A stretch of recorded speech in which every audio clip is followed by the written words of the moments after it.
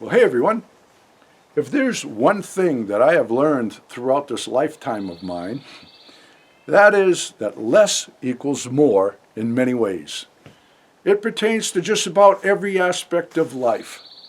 The more you work, the less time you have, which usually means the less fun you have, which really boils down to the less enjoyable your life is, regardless of how much money you made in the process. Well, that whole less is more principle pertains to gardening too, and that's what I'm here to talk about today. I grew up gardening. My dad kept a garden in the backyard, and one of the chores for us kids was to tend that garden. And with all the weeding and feeding and watering, it wasn't any fun. And if you didn't keep up with those chores, it wasn't long before the garden was a mess and it was overwhelming. If you didn't keep up the watering, the soil would become hard and cakey. And even with a hard rainstorm, the water would rush right off of it before it would soak into the soil. So when people see that we're living off the grid up here on the mountain, we don't have a well, which means we don't have a hose to spray the garden, and we don't even have a rain collection system. So how do we pull it off? How do we make it work? Well, like I said, less equals more with gardening too. So let me show you how that pertains to our method of gardening and how we make it all work.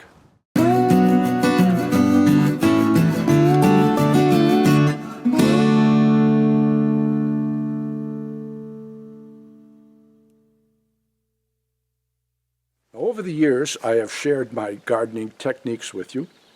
I've shared my successes and my experiments and my failures.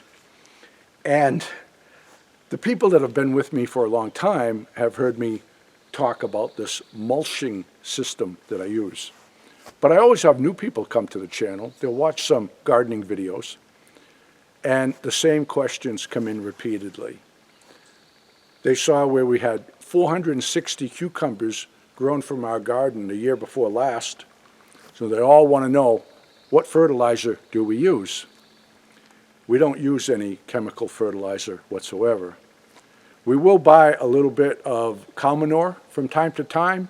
We use the chicken manure when we had the chickens, but for the most part, the fertilizer that we use is the same thing that we use for mulch, and I will explain that. The other big question that comes in, which I mentioned briefly in the beginning of this video, was how do we water the garden? How do we keep everything so lush and green if we don't have a well and we don't even have a rain catchment system? How do we water the garden? And the garden is sizable. Well, the answer is we don't. We don't water the garden. The day that we plant the seedlings into the soil, we will water it on that initial planting, but that's it. Regardless of how dry of a summer we have, we never have to water the garden. So let me explain this. To do this, I will compare the two gardening methods. The method I grew up with, we'll call that the traditional method, and we'll compare the steps involved with the method that I use and the method I grew up with. The traditional method, you want to have a garden, you till the soil, get it looking all nice and pretty, and then you plant. And you'll water, and you will continue to water. And it's not going to be long before the weeds start setting up shop in your pretty soil, and you're going to have to pull the weeds. Now, if life gets you busy in other areas and you kind of fall behind on your weeding and your watering, that soil will become hard and cakey. The weeds will be that much harder to pull. When you go to pull them, you will just snap them off. The roots will remain in the soil, and that's just going to grow right back, and we all know that. So now look at the steps involved in the second year. You till the soil, you plant, you water, you weed, and because your garden the previous year has been pulling all the nutrients from the soil, you have to replenish the soil. So now you're feeding the soil. The third year, what do? You till the soil. You repeat the steps again, and you repeat the steps again on the fourth year, and so on. And the more years that pass by with your plants pulling nutrients from the soil, you're going to have to put that much more fertilizer back into the soil to make your garden produce. So as you can see, the traditional method is a lot of work, because every year you're tilling the soil and then you plant. You continually have to water the garden, to weed the garden, and as the years go by, with your plants pulling nutrients from the soil, the more and more you will have to fortify the soil and fertilize. So, let's look at the method that I use and compare notes. If I'm setting up a garden in a new area for the first time, I'll till the soil. Get the roots and the rocks right out of there. Get the soil nice and soft. Then I cover the whole garden area with mulch. So what do we mulch the garden with? We use the leaves that we rake off the lawn. Leaves work great. They don't cost anything, and we're raking them up anyways. So if we're going to pick them up, let's set them down where they'll be most beneficial, and that's right on top of the garden. This carpet of leaves will work in your favor on so many levels. For starters, the leaves will help your soil stay cool and moist, so it'll retain the much-needed moisture for root propagation. Moisture that would evaporate from a manicured garden, so that gardener would have to continually water it. We never water our garden. Another benefit is the carpet of mulch has turned out to be the best weed prevention I have ever used. If a weed does make its way to the surface, I can easily remove it in its entirety because the soil is soft and moist like I said it would be. Ever try to pull a dandelion from a manicured garden? I bet it didn't come out this easily. Now, except for the initial planting of our seedlings, we don't have to water the garden. And except for a random weed that might make it to the surface, like those dandelions you saw me pull, we don't have to weed the garden.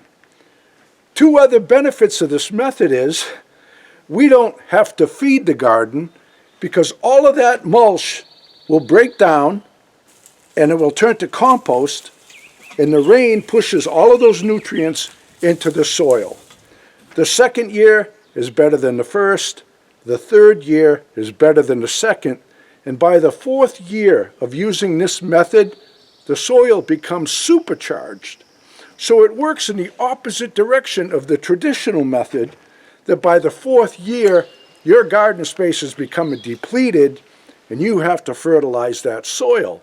This is done automatically as all of that mulch breaks down. Now, another great benefit of using this method is, except for the initial planting of a brand new garden, we never have to till the soil ever again. In the spring, when it's planting time, if we pull back the remaining mulch from the year before, we always find that the earth beneath it is as soft as newly tilled soil. Look at that. Oh, they're looking good, folks. Look at those little broccolis. And they still have a couple of weeks in the greenhouse before they go into the garden. Now, in the video, you saw us take everything that we raked off of the ground and spread it all over the garden. And it works great. But if hay is available, like if I can get my hands on some junk hay for nothing, I'm going to use that, and have many times in the past with great success. Now, if you tell that to someone, they're going to tell you, don't spread hay on your garden because all you'll be doing is planting grass in your garden. And if you want to listen to them, I'll take all of your hay because I'll spread it on my garden about that thick with no worries. Because, like I said, I have in the past and had great results from it. Once again, folks, everything in life can be as simple or as complicated as you want it to be.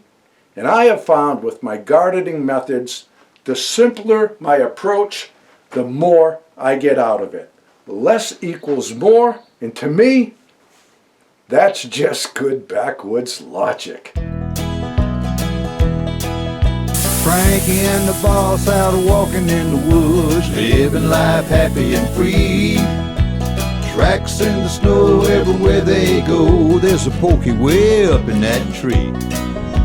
A beaver built a pond where they have some fun, taking life a day at a time. Best friends until the end. Frankie and the boss. Frankie and the boss. Frankie and the boss.